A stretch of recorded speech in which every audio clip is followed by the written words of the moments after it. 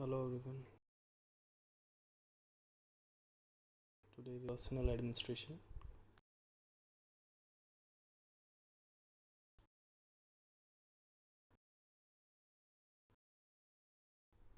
Personal administration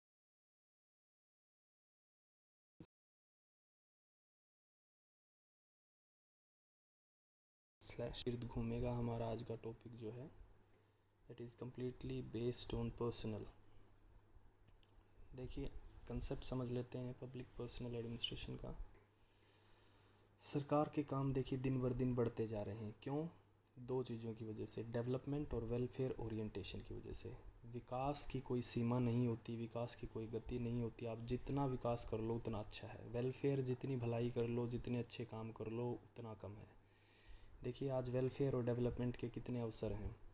हमें जो है इंफ्रास्ट्रक्चर इम्प्रूव करना है, एजुकेशन इम्प्रूव करना है, जेंडर गैप को फिल करना है, schedule caste, schedule tribe, SC SC OBC जो मार्जिनल क्लासेस हैं इनके ऊपर काम करना है, वुमेन एम्पावरमेंट के ऊपर काम करना है, टेक्नोलॉजी के ऊपर काम करना है, ठीक है, मोरालिटी के ऊपर, एथिक्स के ऊपर काम करना है। वेलफेयर डेवलपमेंट की कोई सीमा नहीं है। तो एडमिनिस्ट्रेशन ही है जो इन चीज़ों को फुलफ़िल करता है।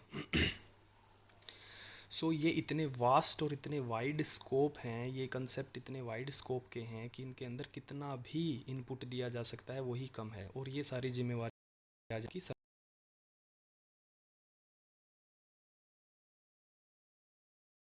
के ऊपर है कि वो एफिशिएंट हो, इफेक्टिव,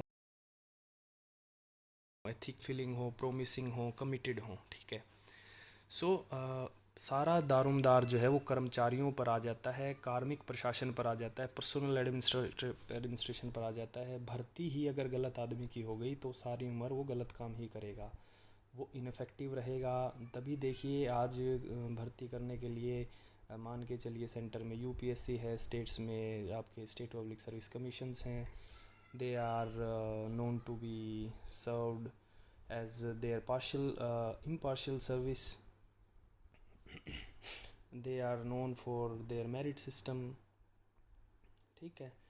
कर्मचारियों के से जुड़ा हुआ प्रशासन पर्सनल एडमिनिस्ट्रेशन कहलाता है। वो हम डीपली क्या है उसके मतलब आगे पढ़ेंगे। ये इसकी डिमांड क्यों ज़्यादा बड़ी है? क्योंकि डेवलपमेंट और वेलफेयर ओरिएंटेशन आ गई है, ठीक है। Okay, meaning of public personal is that part of एडमिनिस which is concerned with people at work. बस ये लाइन आपने अंडरलाइन करनी है। लोग जहाँ काम कर रहे हैं वो उनकी चाहिए organise administration, people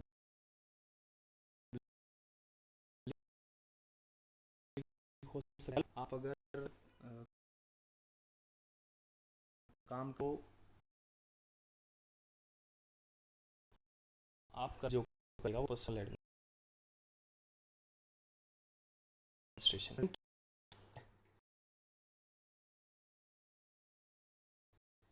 compensation of public.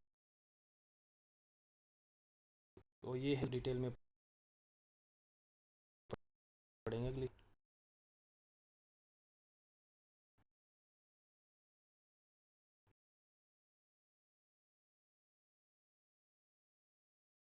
करवाना है, किस आदमी से करवाना है, कैसे करवाना है, आदमी की क्या क्वालिफिकेशन होनी चाहिए, कब करवाना है, किस जगह करवाना है और कैसे करवाना है, ठीक है। ये प्लान करिए। मान के चलिए आपको हर काम के लिए योग्यता अलग होती है। किसी काम के लिए हो सकता है आपको अनपढ़ आदमी की ज़रूरत हो जाए, ठीक है। कोई मैनुअल काम करवाने के लिए आपको मज़दूर की ज़रूरत पड़ जाए। किसी को कोई कभी आपको जो है आर्मी में देखिए क्वालिफ़िकेशन 12th भी हो सकती है। उससे ऊपर जाओगे आपके कोई एग्ज़ाम जो है ग्रेजुएशन की मेरिट मांगता है, आपके कोई जो है पोस्ट ग्रेजुएशन मांगता है, कोई PhD मांगते हैं, कोई एक्सपीरियंस मांगते हैं। कई जॉब मांगती हैं कि भाई आप 40 साल से नीचे नहीं होने चाहिए। कई मांगते हैं कि 20 साल और 30 साल के बीच में होने चाहिए। अगर पुलिस में जाना है तो 30 से ऊपर नहीं होना चाहिए। This is all about planning. आप प्लान करिए कि आपको किस तरीके के कर्मचारी चाहिए और वो उनसे कैसा काम आपको करवाना है, और उनकी पे रेट्स क्या होंगी, क्या क्या टाइमिंग होगी, क्या बजट होगा। ये सारी प्लानिंग पर्सनल एडमिनिस्ट्रेशन में आती है। देखिए इंपॉर्टेंट है ये बहुत। आईएएस की जो भर्ती करती है UPSC, union public service commission, ठीक है, इट्स अ कॉन्स्टिट्यूशनल बॉडी। वो ये प्लानिंग करती है कि कितने अफसर लेने हैं, कितने जनरल के हैं, कितने एससी एसटी ओबीसी हैं, किस साल लेने हैं, क्या उनकी पे रेट्स होगी, कहाँ वो काम करेंगे, ठीक है। This all comes under planning. Acquisition का मतलब है उन्हें हायर कर लेना, उन्हें भर्ती कर लेना। ऐसे refers to selecting and recruiting. Second देखिए सिलेक्शन आ जाएगा यहाँ पॉइंट, सिलेक्शन वर्ड पे, चुनना, ठीक है। और रिक्रूटिंग अगला आ जाएगा, भर्ती करना, चुन के भर्ती करना। सो सिलेक्शन एंड रिक्रूटमेंट, ठीक है। Development is the third, involves employee training की। जब आपने एक एम्प्लॉय को जो भर्ती कर लिया है, फिर उसकी डेवलपमेंट करिए, उसको ट्रेनिंग करवाइए उसके टेस्ट करवाइए, और ताकि वो अपने जो काम है उसमें एफिशिएंट हो सके, कार्यकुशलता से अपना काम कर सके, बिना वेस्टेज के, बिना मनी वेस्टेज के, बिना टाइम वेस्टेज के, कम से कम एनर्जी में मैक्सिमम आउटपुट वो दे सके उस एम्प्लॉय की। आप भर्ती पहले सिलेक्शन करिए, पहले प्लानिंग करिए, फिर सिलेक्शन करिए, फिर उसे रिक्रूट कर लीजिए, रिक्रूट करके उसकी डेवलपमेंट करिए। सो ये आपका चौथा पॉइंट बन जाएगा। सैंक्शन हो जाएगा, उससे कोई काम दे देना, सब कुछ हो गया, फिर उसे कुछ काम आपने सौंप दिया कि भाई चलो अब आपका ये जो काम है आप इसे करिए। डिटेल में इसको देख लेते हैं। Functions of personal administration, plan organisation, jobs and people.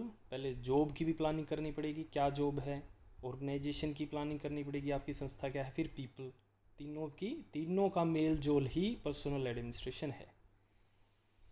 Okay, acquiring human resource का मतलब मानव संसाधन को एक्वायर करना। कैसे आप क्या है एडवर्टाइजमेंट देते हैं अखबार में या वेबसाइट्स पे निकालते हैं, आपने वर्ड सुनी होगी, पोस्ट निकली हुई हैं या जॉब निकली हुई है, that is comes that administration है। रिक्रूटिंग एप्लीकेंट्स को रिक्रूट करना, उनको सिलेक्शन करना, फिर उनको प्लेसमेंट ऑफ स्टाफ, प्लेसमेंट दे देना उन्हें कि आपकी ये है, आपका ये जॉब है। Staff and organisational performance, employee orientation. Employee orientation का मतलब है कि उसे एक दिशा में कार्यरत करना, कि आपको ये दिशा में काम करना है, मैक्सिमम आपको इतना प्रॉफिट लेके जाना है ऑर्गेनाइजेशन का या एडमिनिस्ट्रेशन में, आपको ऐसे ऐसे आगे बढ़ना है, ये आपने अचीव करना है, ये आपके गोल होने चाहिए, ठीक है। उसकी ट्रेनिंग करवानी, डेवलपमेंट करवानी, performance appraisal, compensation, employee benefits, rewarding. देखिए रिवार्ड नहीं करेंगे जब तक मोटिवेशन पैदा नहीं होगी।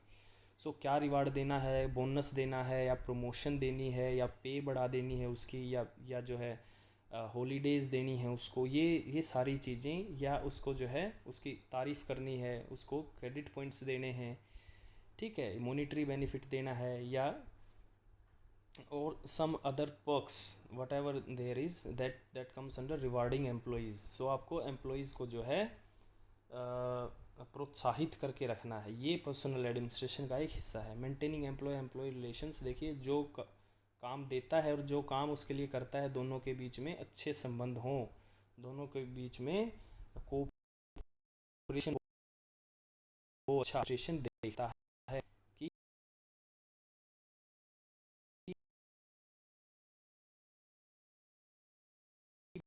भाई ट्रेड के इंटरेस्ट के रिगार्डिंग ये दिक्कत आ रही है। एडमिनिस्ट्रेशन में देखिए ये एम्प्लॉय के बीच उससे पहले आपको रिवार्ड दे के रहें, ठीक, और डेवलपमेंट रिक्रूटमेंट प्ले है, क्या आएगा ग्राफ से लेके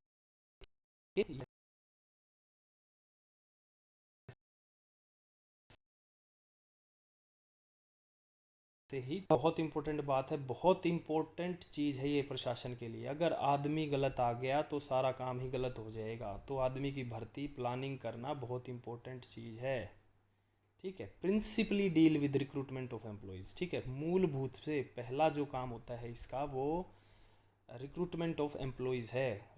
लोगों को जो है काम देना, ऑर्गेनाइजेशंस में कोई जगह देना, कोई पद देना, ठीक है। इसमें और क्या क्या आ जाता है, अगला पॉइंट आप लिखिए प्रमोशन, उससे अगला पॉइंट लिखिए transfer from one position to. इसमें डिसमिसल भी आता है और रिटायरमेंट भी आता है, रेजिग्नेशन भी आता है, ठीक है। ये सारे अलग अलग पॉइंट बनेंगे। देखिए, उनकी सैलरी क्या होनी चाहिए अलग पॉइंट, उनकी हेल्थ का स्ट्रक्चर अलग पॉइंट, उनके डिसमिस करना है कोई एम्प्लॉय काम जो काम चोर है, काम नहीं कर रहा है, वो भी अलग पॉइंट, उस एम्प्लॉय को रिटायर करना है वो भी अलग पॉइंट, उस एम्प्लॉय को प्रमोशन करना है वो भी अलग पॉइंट, ट्रांसफ़र, ये सारी चीज़ें पर्सनल एडमिनिस्ट्रेशन का हिस्सा हैं। ठीक है, भर्ती से लेके डिसमिसल तक, रिटायरमेंट तक, बढ़ोतरी तक, सेवानिवृत्ति तक, पदोन्नति तक, सारी चीज़ें पर्सनल एडमिनिस्ट्रेशन में आती हैं। Personal management is concerned with development of policies governing man power planning, recruitment, selection, placement, termination, ये ऐसे सीक्वेंस में चलेगा। Education and training, career development. ठीक है, मेथड्स ऑफ रेम्यूनरेशन, क्या तरीके होने चाहिए पैसे देने के। वर्किंग कंडीशंस, वर्किंग कंडीशंस देखिए बहुत इंपॉर्टेंट हैं कि आप 5 से 9 काम करेंगे या 10 से 6 काम करेंगे, बीच में कितने गैप्स होंगे, लंच टाइम कब होगा। ठीक है, छुट्टियां कितनी होंगी, संडे सैटरडे ऑफ होंगे या संडे सैटरडे को भी आना होगा, 4 डे वीक होगा या 7 डे वीक होगा या 6 डे वीक होगा, ये वर्किंग कंडीशंस में आ जाता है। कितनी आप छुट्टी ले सकते हो, ठीक है, कितनी मेडिकल लीव्स ले सकते हो। ठीक है, this is all the part of working conditions. Formal and informal communication, ये negotiation and application, agreements, wages, working condition, procedure, avoidance settlement disputes. Settlements of disputes भी एक अच्छा पॉइंट है, इसको भी आप हाईलाइट कर सकते हो। चलो, इसमें जो हमने मेन चीज़ सीखी वो ये है कि working conditions and employees services, working conditions भी डिटरमाइन करना आपका काम है कार्मिक प्रशासन का, पर्सनल एडमिनिस्ट्रेशन का, कि क्या क्या स्थितियों में कर्मचारी कैसे कैसे रह के काम करेगा, ये सारा पर्सनल एडमिनिस्ट्रेशन डिसाइड करता है। ठीक है, अच्छा, एम क्या है पर्सनल एडमिनिस्ट्रेशन का? Effective utilisation of man power. ठीक है, इफेक्टिव मतलब मैक्सिमम, भाई एक आदमी की पूरी गुणवत्ता के साथ उसे यूटिलाइज करना, मतलब उसका कोई समय बर्बाद ना हो, उसका कोई टैलेंट बर्बाद ना हो, उसका इंटेलिजेंस बर्बाद ना हो। आप देखिए, एक तो आप एक ट्रेंड पुलिस वाले से कोई इन्वेस्टिगेशन करवाइए, एक अनट्रेंड से इन्वेस्टिगेशन करवाइए, जिसे क्या है, they don't have the knowledge how to use guns, they don't have forensic knowledge, they don't have the first hand investigation knowledge. तो जो ट्रेनिंग लिया हुआ पुलिस वाला है वो आधे समय में केस को सोल्व कर देगा। ठीक है, सो क्यों कर देगा? क्योंकि पर्सनल एडमिनिस्ट्रेशन ने उसे ओरिएंटेशन उस दिशा में किया है, उसे डेवलप उस दिशा में किया है। सो पर्सनल एडमिनिस्ट्रेशन का मेन काम होता है ह्यूमन जो रिसोर्स है, मानव जो संसाधन है, उसे मैक्सिमम तरीके से उसकी एबिलिटीज़ को यूटिलाइज़ किया जाए, ये एम होता है पर्सनल एडमिनिस्ट्रेशन का। डिज़ायरेबल वर्किंग रिलेशंस अच्छे हों मेंबर्स के ऑर्गेनाइजेशन में। देखिए, आप ऑर्गेनाइजेशन में एक में 50 से 100 से 5,000 या कितने भी 10,000 आदमी हो सकते हैं, वो आपस में उनके मधुर रिलेशन हो, कोऑर्डिनेशन में वो काम करें। ठीक है, डिस्कॉर्ड में ना काम करें, उनके अंदर जो है कम्युनिकेशन गैप ना आए, ये सारी चीज़ें देखना पर्सनल एडमिनिस्ट्रेशन का काम है। क्योंकि अगर ऐसा हुआ तो कंपनी टूट सकती है, कंपनी के प्रॉफिट गिर सकते हैं, टाइम वेस्ट हो सकता है, मनी वेस्ट हो सकती है, and the purpose gets dissolved. Meeting the organisation social and legal responsibilities, किसी भी संस्था की कोई जिम्मेवारी होती हैं, वो जिम्मेवारी फुलफ़िल करने के लिए पर्सनल एडमिनिस्ट्रेशन को काम करना ही पड़ता है।